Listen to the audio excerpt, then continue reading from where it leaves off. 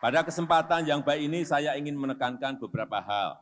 Yang pertama, petakan segera potensi masalah dan kemungkinannya terjadinya pelanggaran. Harus dipetakan.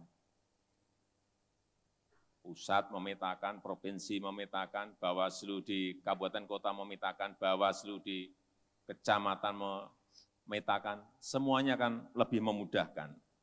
Perhatikan satu persatu setiap kemungkinan, jangan ada yang terlewat. Lakukan perencanaan yang matang. Siapkan langkah pencegahan, siapkan langkah-langkah mitigasi, siapkan langkah-langkah antisipasi. Jangan sampai ada kejadian kita baru untang-panting. Yang kedua, fokus pada upaya-upaya pencegahan. Jangan hanya bekerja saat terjadi pelanggaran. Tidak diam atau pasif menunggu pengaduan, tetapi sejak dini mencegah terjadinya gesekan yang bisa menimbulkan benturan-benturan sosial. Gesekan sekecil apapun segera selesaikan. Saat itu juga jangan tunggu membesar. Bawaslu ini hati-hati loh, Bawaslu ini sangat kuat.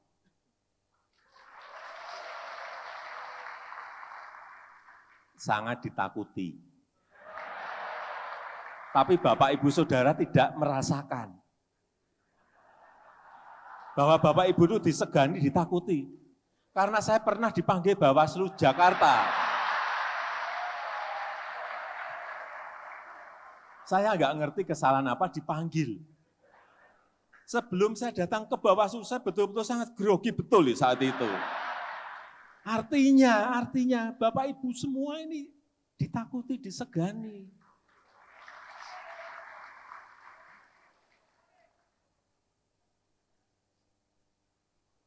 Peserta pemilu siapapun lah, capres, cawapres, atau cakup, cawagup semuanya. Kalau Bapak Ibu panggil itu, percaya saya, grogi.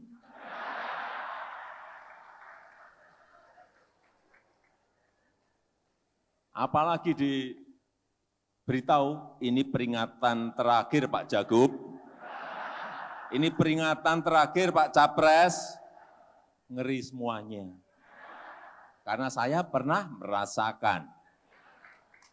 Saya ngomong ini karena saya pernah merasakan dipanggil dan saya takut betul saat itu.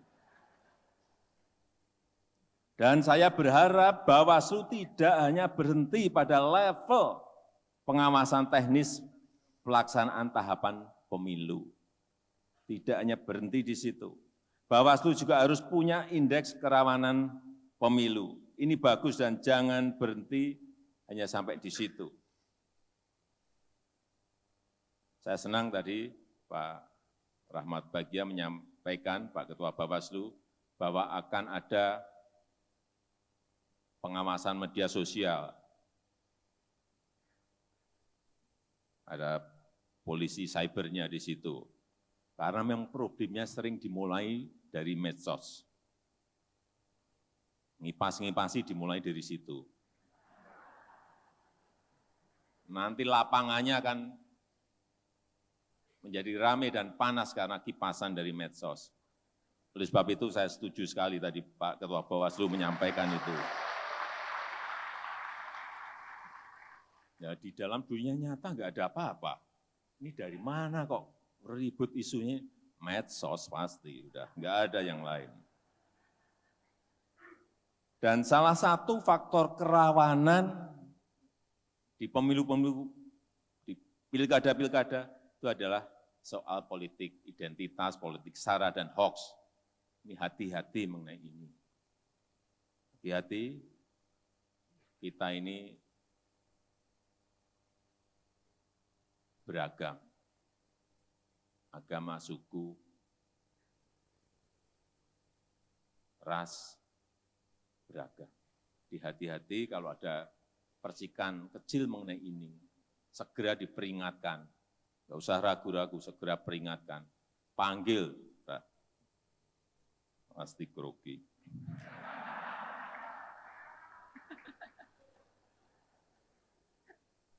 Bawaslu dan KPU bisa membuat aturan yang jelas, yang rinci, dan efektif. Ini mumpung Pak Ketua KPU juga di sini. Harus membuat aturan yang rinci, yang jelas, dan efektif. Aturannya jangan banyak tafsir. Yang apa sih? Buat aturan yang gamblang, yang jelas. Sehingga kalau memberikan peringatan juga jelas, kamu salah karena ini. Jangan ditafsir yang aneh-aneh.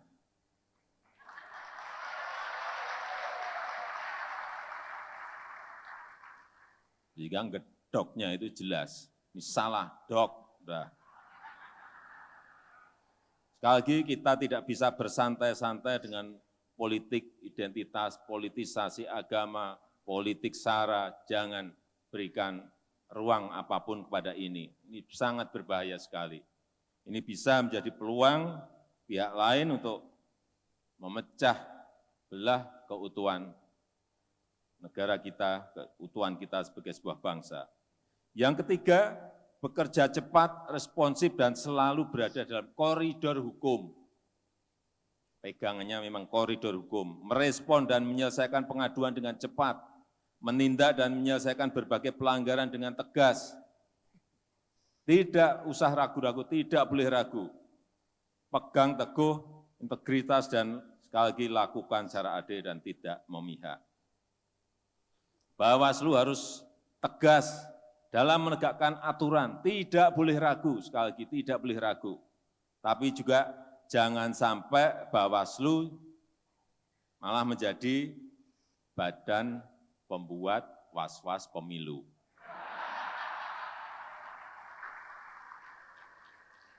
Begitu tadi saya beritahu Bapak itu ditakuti dan disegani loh. Jangan terus menjadi badan pembuat was-was pemilu. Yang membuat was-was masyarakat untuk memilih peserta pemilu untuk bersosialisasi. Artinya apa? Hingar-bingar pemilu tetap harus terasa sebagai bagian dalam kita berdemokrasi. Ini penting sekali. Harus hingar-bingar. Harus hingar-bingar pemilunya. Jangan sampai kita mengadakan pemilu senyap. Kelihatan nggak ada apa-apa, ya nggak benar juga. Kuncinya, menurut saya, kuncinya aturan main harus jelas dan disosialisasikan. Kalau ada aturan main, disosialisasikan. Jangan sampai yang dipanggil, dia bisa mengelak. Saya belum tahu, Pak. Saya nggak ngerti, belum ada sosialisasi. Yang keempat, libatkan partisipasi masyarakat seluas-luasnya. Gencarkan pendidikan politik, literasi, dan partisipasi masyarakat untuk menjaga pemilu yang berintegritas, pemilu yang berkualitas. Partisipasi masyarakat ini akan mempermudah tugas Bawaslu. Penting ini. Partisipasi masyarakat ini salah satunya penting dalam mengatasi praktek politik uang. Ini hati-hati, ini banyak kejadian mengenai ini. Dan politik uang itu sudah menjadi penyakit di setiap pemilu, pasti ada. Kalau ada yang bilang nggak ada, Pak, sudah nggak ada. Saya tiap hari di lapangan.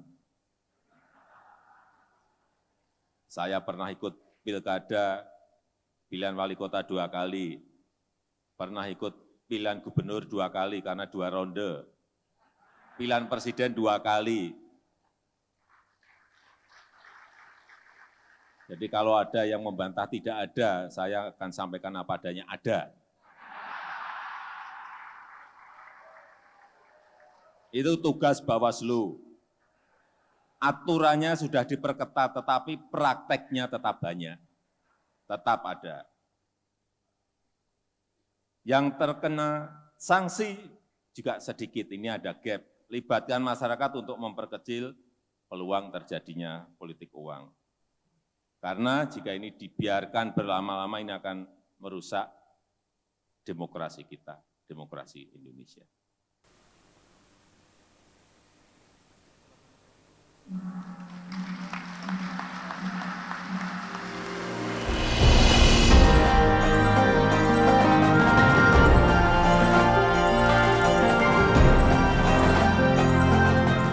kasih sudah nonton. Jangan lupa like, subscribe, dan share ya.